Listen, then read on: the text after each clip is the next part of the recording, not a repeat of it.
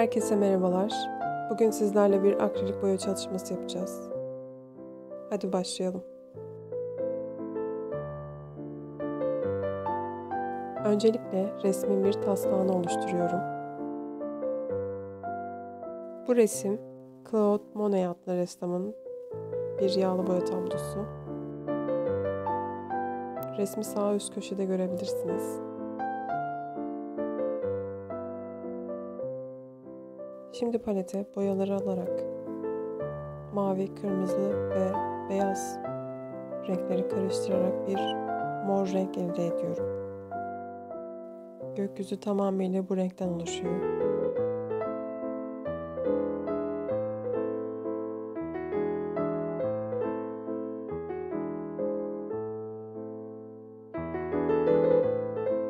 Kırmızı ile beyazı karıştırarak oluşturduğum pembe renk ile gökyüzündeki aydınlık yerleri boyuyorum.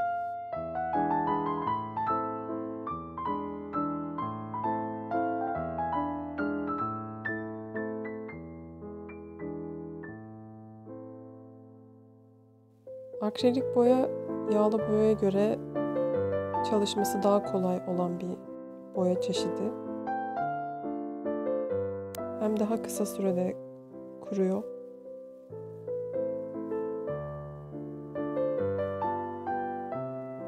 Hem de size bir yağlı boya deneyimi yaşatıyor. Tek farkı akrilik boyanın su bazlı olması.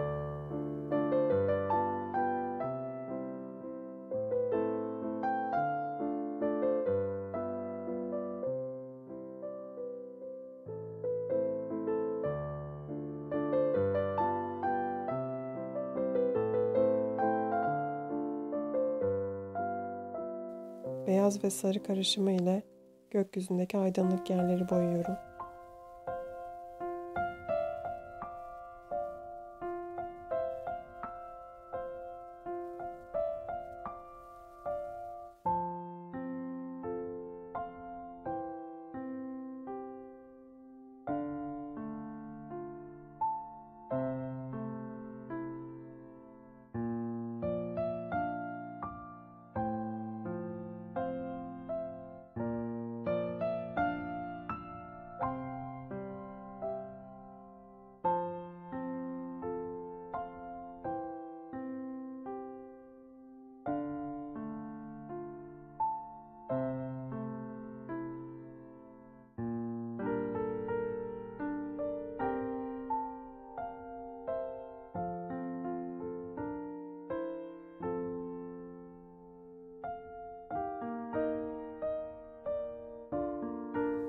Eğer siz de bu resmi yaparsanız bana Instagram'dan gönderebilirsiniz.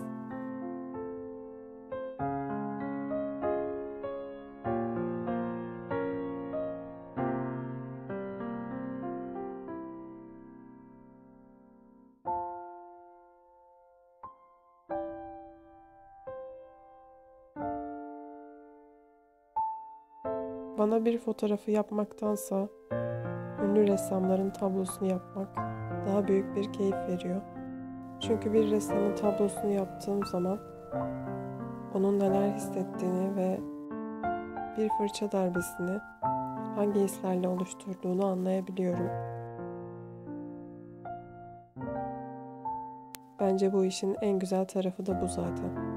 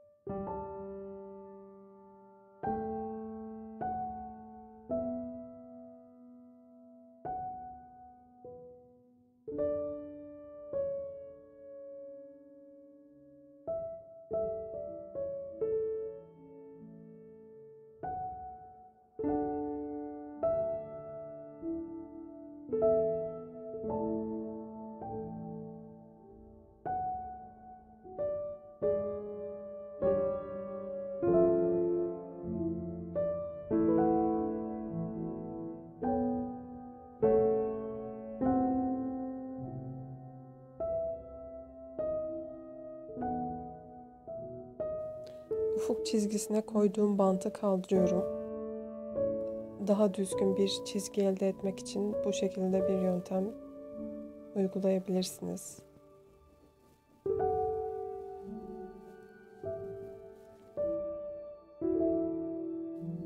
Ve biraz mavi ekleyerek denizi oluşturmaya başlıyorum.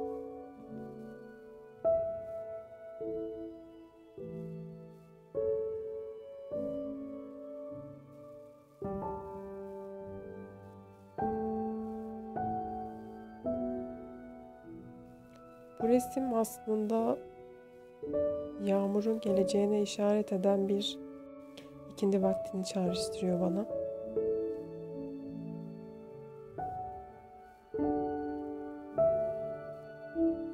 Ya da gün ağarmaya başlamış bir akşamüstü de olabilir.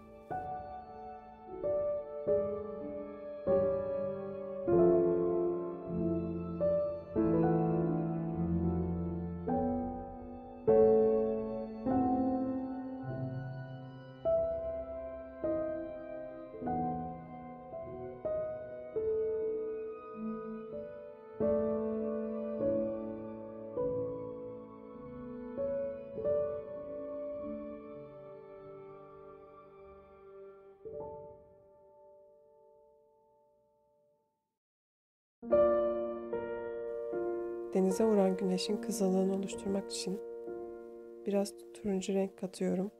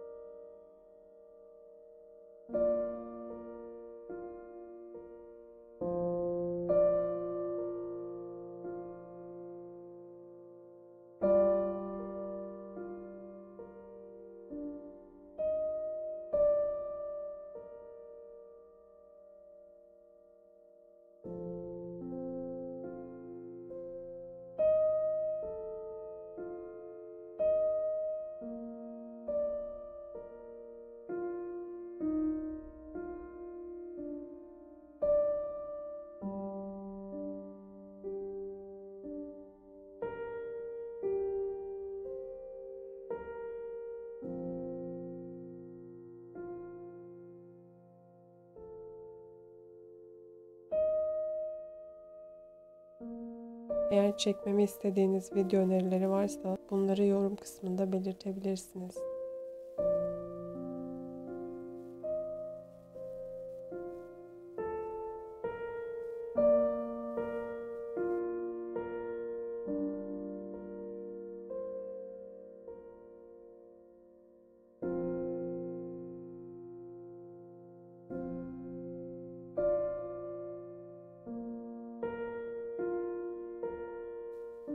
Biraz kahverengi, kırmızı ve beyazın karışımıyla elde ettiğim renk ile evlerin olduğu yeri boyuyorum.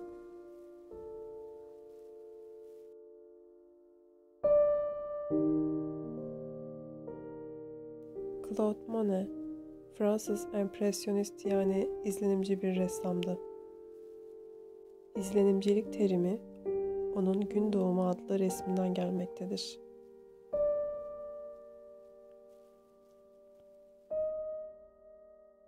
İzlenimcilik, modern resim sanatındaki ilk büyük devrimci harekettir. Monet, resimlerinde fırça darbeleriyle oluşturduğu değişik renklerde noktalarla istediği izlenimi uyandıracak renk ve ışık etkisini yaratmayı başarmıştır. Bu başarıyı üniversitede arkadaşlarıyla birlikte resme yeni yaklaşımlar getirerek ışığın açık havada yarattığı etkiyi resme parçalanmış renkler ve seri fırça darbeleriyle aktardılar. Bu daha sonraları empresyonizm olarak adlandırıldı.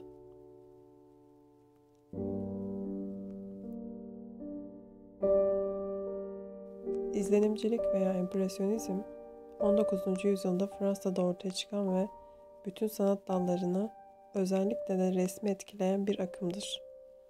Claude Monet bu akımı başlatan sanatçılardan biridir. İzlenimcilere göre sanatçı doğrudan doğruya gerçeği değil, gördüklerinin kendisinde uyandırdığı duygu ve düşünceleri esas almalı, gerçekçiliği ve nesnelliği ikinci plana atarak kişisel yorumunu ön plana çıkarmalıdır. Yani onlara göre dünya herkese göründüğü gibi değil, aslında sadece onların gözünden gözüktüğü gibidir.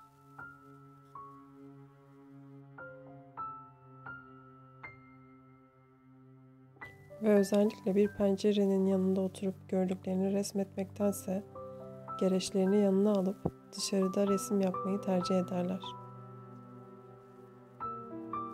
Bu da onlara doğayı daha yakından tanıma fırsatı verir.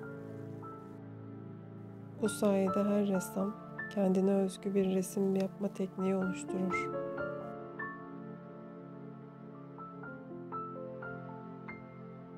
Empresyonizm hakkında neler düşündüğünüzü merak ediyorum. Bana yorum kısmında yazabilirsiniz.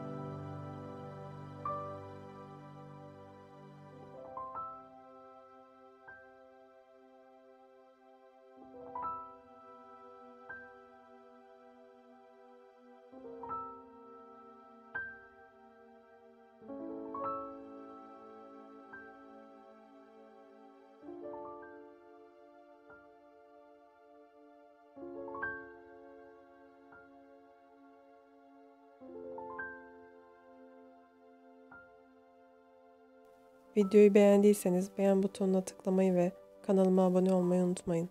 Bir sonraki videoda görüşmek üzere. Hoşça kalın.